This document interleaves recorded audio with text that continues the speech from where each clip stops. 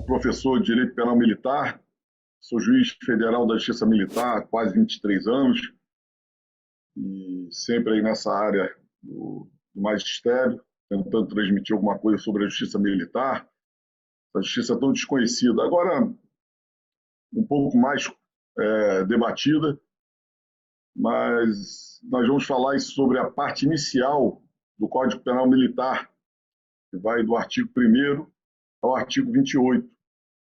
Então é importante que vocês tenham ao lado a Constituição e o Código Penal Militar, para vocês acompanharem a aula, ok? Importante para acompanhar os artigos. E antes de entrar propriamente nos artigos 1º ao 28, nós devemos tecer algumas considerações que vão facilitar o estudo, especialmente do artigo 9º, que é o artigo mais importante do Código Penal Militar, que define o que é o crime militar, o conceito de crime militar, as circunstâncias que o fato será considerado de natureza militar. E, em primeiro lugar, nós devemos iniciar pela Constituição, especialmente porque o Código Penal Militar ele entrou em vigor em 21 de outubro de 1969, no momento de anormalidade que passava o país. Então, são muitos anos aí, já veio uma Constituição, diversas transformações, modificações no Código Penal Comum, no Código de Processo Penal Comum, que impactaram ou podem impactar na legislação militar. Então, nós devemos ter um olhar constitucional para o Código Penal Militar e também para o Código de Processo Penal Militar. Ok? A Justiça Militar, ela existe não para julgar militares. A Justiça Militar, de acordo com o artigo 124 da Constituição, ela existe para julgar os crimes militares definidos em lei. Ou seja, é possível julgar tanto militares das Forças Armadas como civis. Assim como militares das Forças Armadas podem ser julgados perante a Justiça Comum, desde que o fato tido como delituoso não se quadre como crime militar, definido no artigo 9º do Código Penal Militar. Agora, devemos observar que a Justiça Militar ela existe nos estados também. Ela vem tratada, a Justiça Militar Estadual vem tratada no artigo 125 da Constituição. E uma grande diferença é que, apesar da Justiça Militar Estadual julgar os crimes militares definidos em lei, com base no Código Penal Militar também, com o mesmo código, a Justiça Militar Estadual só julga PMs e bombeiros militares.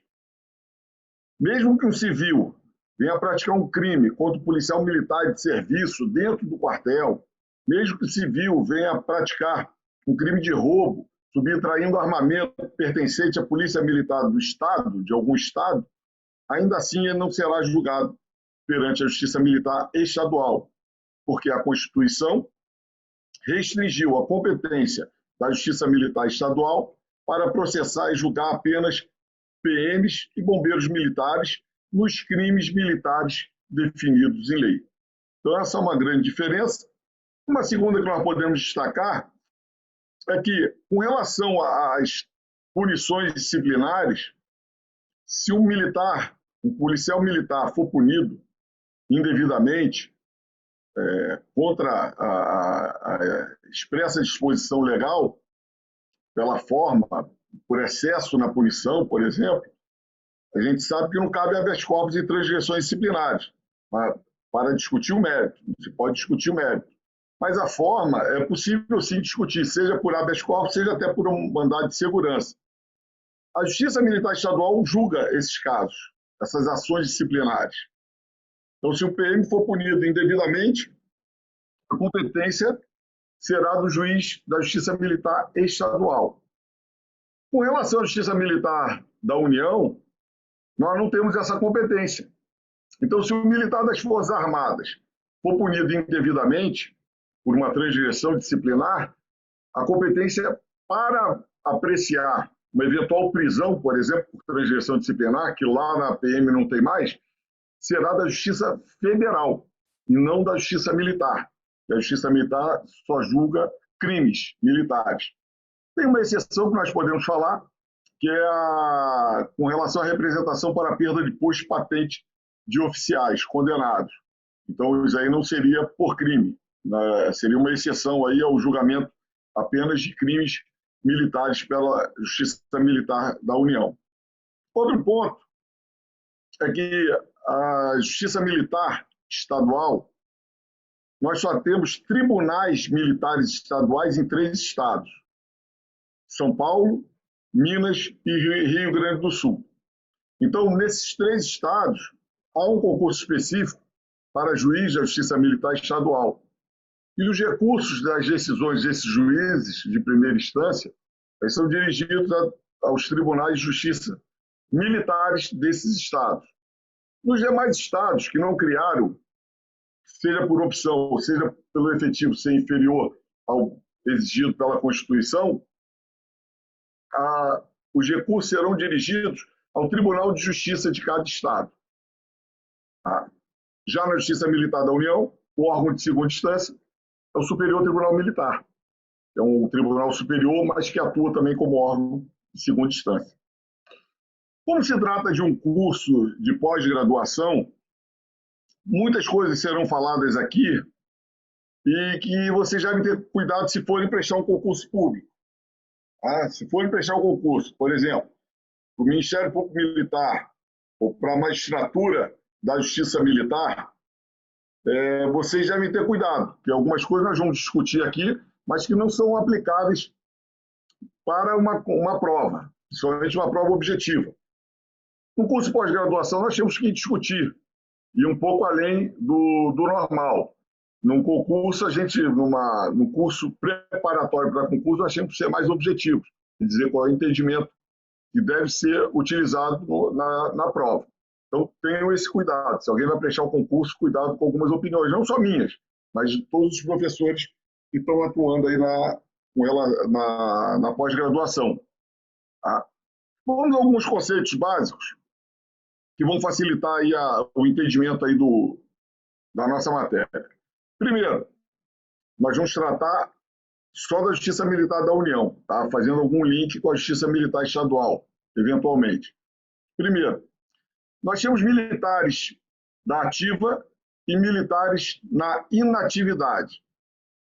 Militares na ativa, eles podem estar em serviço, de serviço, eles podem estar de férias, licença médica, eles estão na atividade. Ao contrário, nós temos os militares, por outro lado, nós temos os militares na inatividade, que podem estar na reserva ou reformados. Qual a diferença? Militar na reserva, ele pode ser convocado novamente. Casos de guerra, por exemplo, eles podem ser chamados. O militar reformado, ele jamais será convocado. Tá? Existe aquela possibilidade, dependendo do motivo da reforma, dele ser um militar reformado e empregado da administração militar. Ele volta, assim como o da reserva. Nós vamos ver esse artigo lá no Código Penal Militar. O militar da reserva ou reformado, ele pode ser chamado para prestar um serviço nas Forças Armadas. Ele vai receber um terço solto, salvo engano, e trabalhar ali numa função específica. Mas a diferença é essa. Então, militar na ativa e militar na inatividade. Na inatividade é o que está aposentado. Pode ser da reserva e pode ser reformado.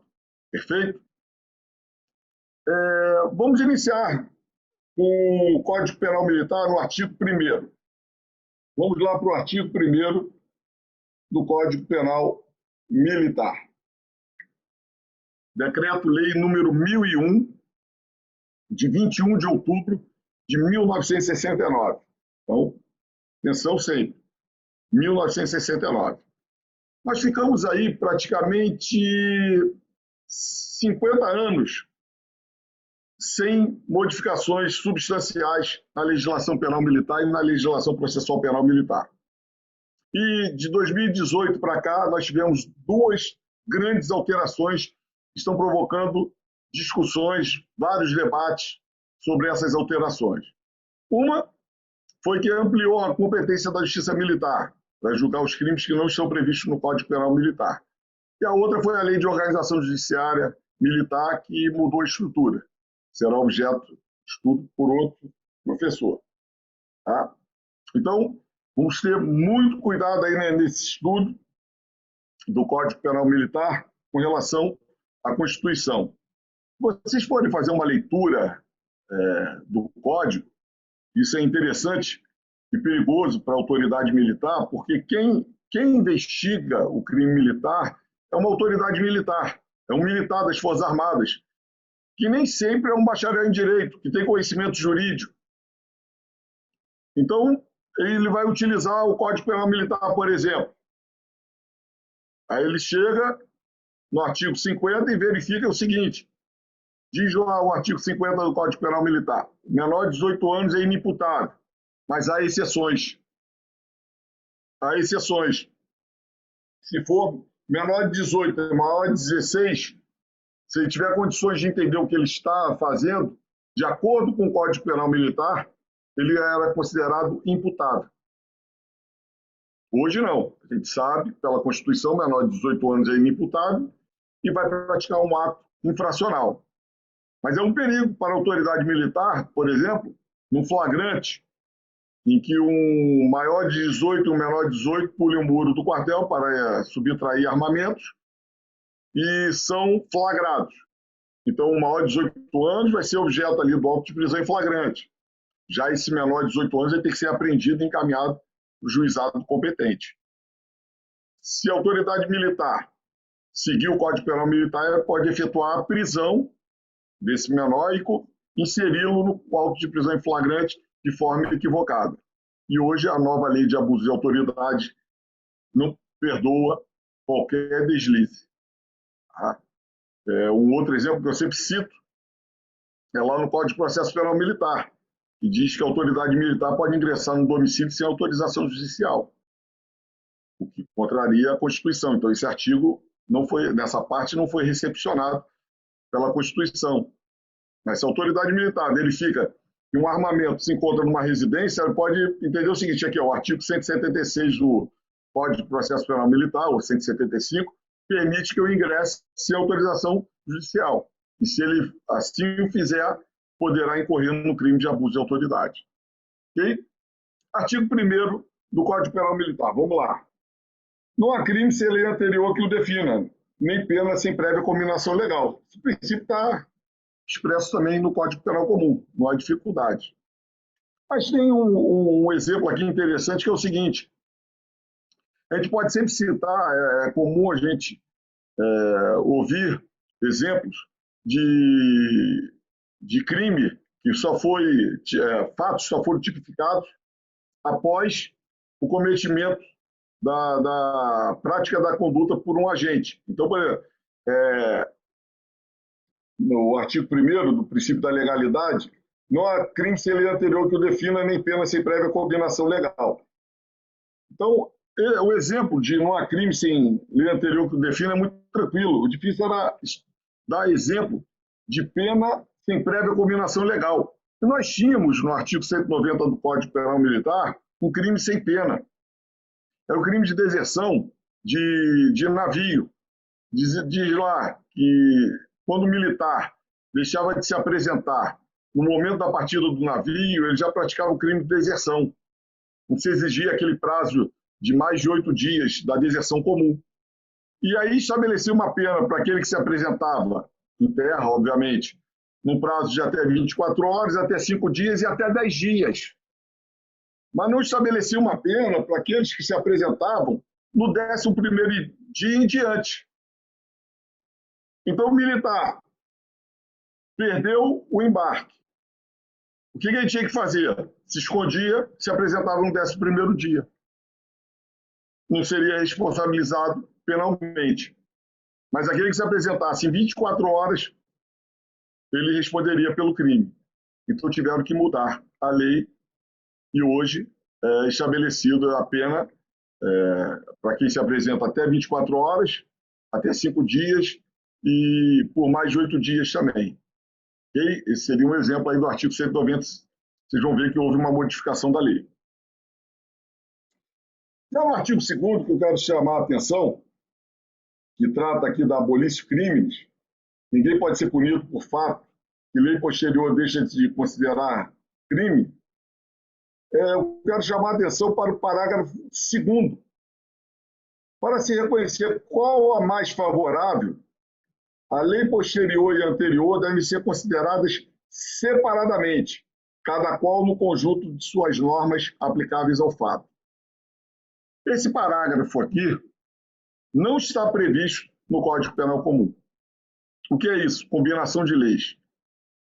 O Código Penal Militar veda expressamente a combinação de leis. Então, você tem uma lei em vigor, surge uma outra lei revogando parcialmente essa, que traz benefícios, mas traz condições mais gravosas para quem praticar aquele crime. Então, a pergunta é, aquele que praticou o crime sob a égide da lei anterior, ele vai poder pegar os benefícios daquela lei e da posterior, aquilo que é mais favorável, ou vai ter que escolher entre uma e outra? Então, no Código Penal Comum existe essa discussão e alguns entendem que se o juiz pegar o que é bom na Lei 1 e o que é bom na Lei 2, anterior e posterior, ele está combinando leis e fazendo uma terceira lei, o que é vedado ao juiz. O nosso Código não permite essa discussão. Quer dizer, não é que não permita essa discussão, mas veda expressamente essa combinação de leis. Então, o que o juiz vai fazer? Vai analisar o caso concreto e verificar qual a lei que mais beneficia o acusado e aplicar uma delas só. Não pode combinar leis. Artigo 3º, as medidas de segurança. As medidas de segurança regem-se pela lei vigente ao tempo da sentença. Prevalecendo, entretanto, se diversa, a lei vigente ao tempo da execução. Então, com relação à medida de segurança, não se aplicaria o que se aplica em relação à pena. Ou seja, o sujeito pratica um crime, cuja pena é de 1 a 5 anos. Durante o processo que ele responde, essa pena é ampliada para 2 a 8 anos. Ele ficará sujeito a essa pena de 2 a 8 anos? Não. Ele vai ficar sujeito à pena de 1 a 5 anos. Assim como, é sempre para beneficiar em relação à pena. Se a pena era de 1 a 5 anos quando ele praticou, e durante o processo a pena é diminuída para 6 meses a 2 anos, por exemplo, ele ficará sujeito a essa nova pena.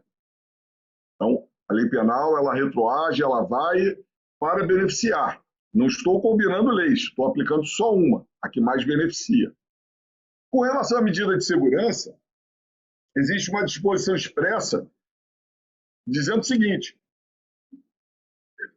mesmo que, ao tempo da execução dessa medida de segurança, venha uma lei mais gravosa, por exemplo, no momento que ele praticou o crime, ele foi considerado inimputável depois. A medida de segurança prevista era o tratamento ambulatorial, tão somente. No momento da execução dessa medida de segurança, a previsão é de internação.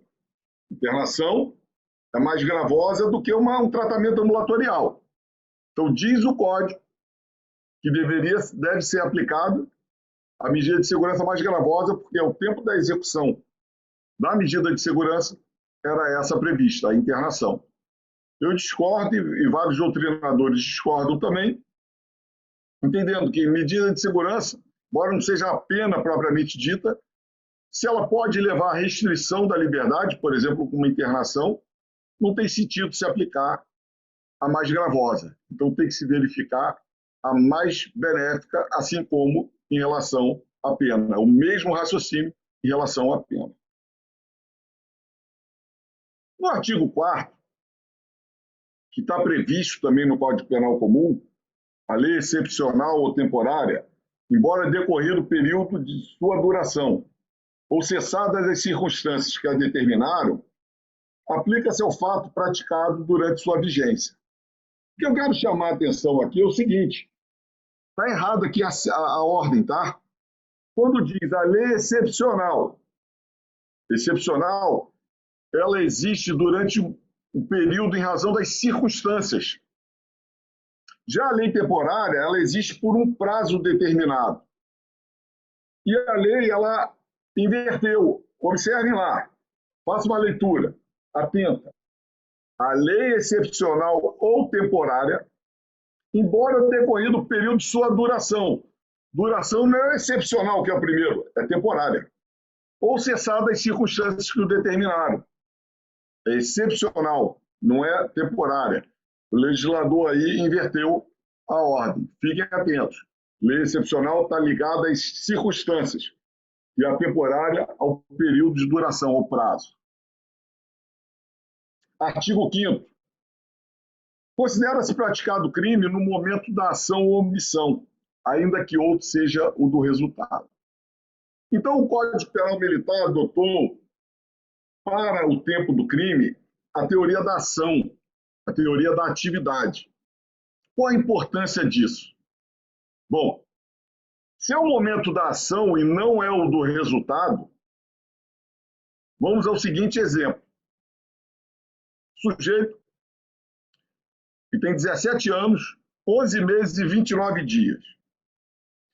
Ele efetua um disparo de arma de fogo contra um desafeto, atinge o desafeto, que vem a falecer uma semana depois, quando ele já havia completado 18 anos. Se o Código adotou, para o tempo do crime, a teoria da ação, o que vale é o momento da ação, o momento em que foi praticada a conduta. No momento que foi praticada a conduta, ele era menor de 18 anos. Então, ele praticou um ato infracional. Apesar de a morte ter ocorrido no momento em que ele já havia completado 18 anos, quando ele já era imputável. Então, a teoria da ação, adotada para o tempo do crime, é importantíssima. E aí vale a ressalva para o advogado que vai atuar num processo, vale para o juiz, para o promotor e vale para o candidato a um concurso também. Observar sempre a data de nascimento do autor do fato. Porque ele pode ser inimputável, ser menor de 18 anos, ou pode ser maior de 18 e menor de 21 anos. E aí a consequência é que a prescrição é contada pela metade. Então, numa prova, se você tem data de nascimento na questão, você tem que ficar ligado. Se pela data de nascimento ele era menor de 18 anos, ou se poderia ser menor de 21 e maior de 18, que aí a prescrição vai ser contada pela metade. Então, é isso que vocês já estão atentos. Não só quem presta concurso, mas também o advogado, na hora de analisar um inquérito, para saber se foi recebida uma denúncia quando já estava prescrito, ou mesmo no curso do processo. Se for menor de 21 anos, a prescrição conta pela metade. E no Código Penal Militar, a menor prescrição contada pela metade seria de 1 ano. Os crimes apenados com pena inferior a 1 ano prescreve em 2, mas se for menor de 21, vai contar pela metade. A prescrição será de 1 ano. Então fiquem atentos. Data de nascimento na prova, observem data de nascimento no inquérito, no processo, para que não incidam em um erro gravíssimo, de não perceberem que o sujeito era inimputável ou que teria prescrição cotada pela metade. No tocante ao lugar do crime, o legislador adotou outra teoria. Dispõe o artigo 6º. Considera-se praticado o fato no lugar em que se desenvolveu a atividade criminosa, no todo ou em parte, e ainda que sob forma de participação, bem como onde se produziu ou deveria produzir-se o resultado. Nos crimes omissivos, o fato considera-se praticado no lugar em que deveria realizar-se a ação omissiva.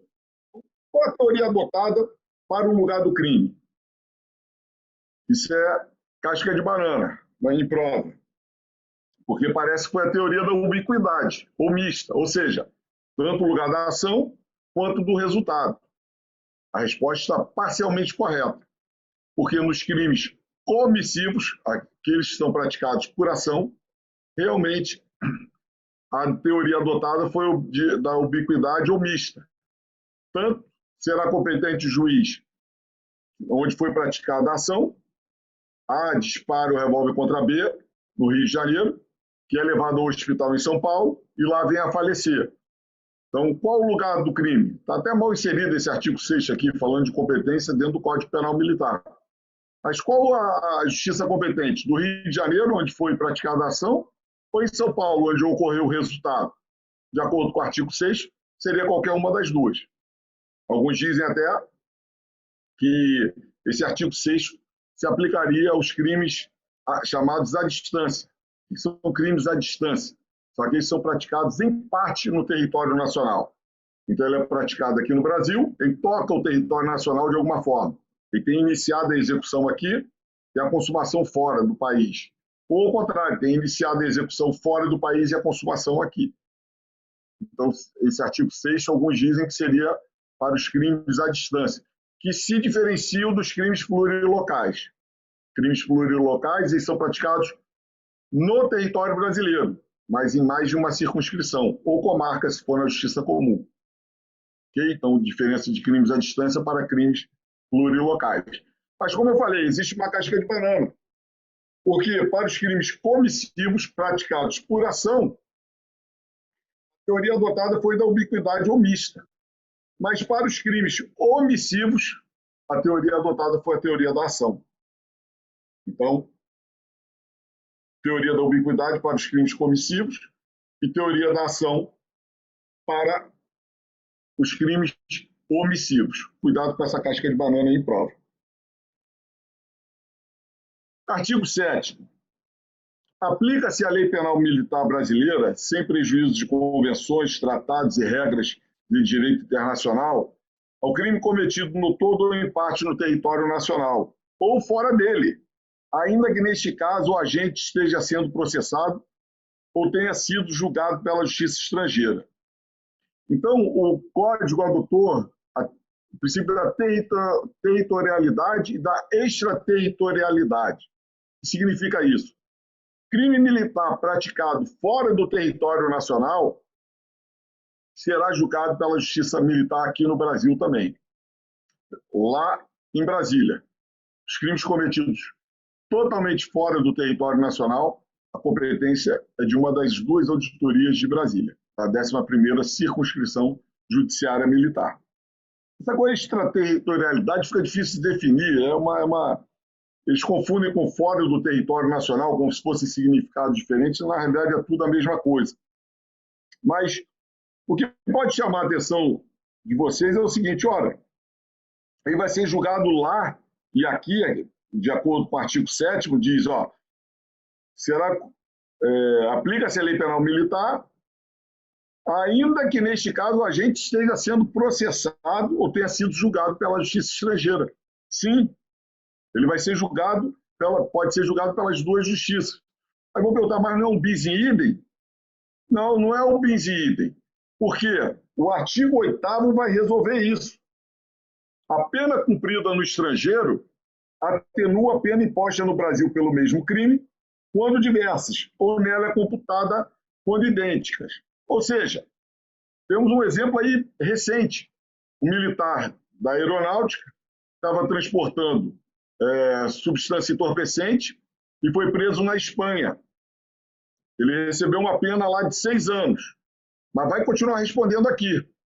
Se ele receber uma pena aqui no Brasil de 12 anos, por exemplo, ele não vai cumprir 12 mais 6, 18 anos. Ele vai cumprir 12 se ele cumpriu 6 anos lá e ele é encaminhado aqui para o Brasil. Se ele cumpriu 6 anos lá, quando chegar aqui no Brasil, ele só cumpre o restante dos 6 anos dos 12 previstos. Então, é a soberania do país que deve julgar os crimes militares previstos no Código Penal Militar ou fora dele, mas que não atingem o chamado bis in idem, porque ele será punido 2 vezes, mas não vai cumprir 2 punições integralmente. Aquela pena de lá será descontada aqui no Brasil. Então, o artigo 8º resolve o problema do suposta incoerência do legislador previsto aí no artigo 7º. Ok? Então, vamos encerrar esse bloco e vamos voltar pulando o artigo 9º. Vamos deixar o artigo 9º para o final. Ok?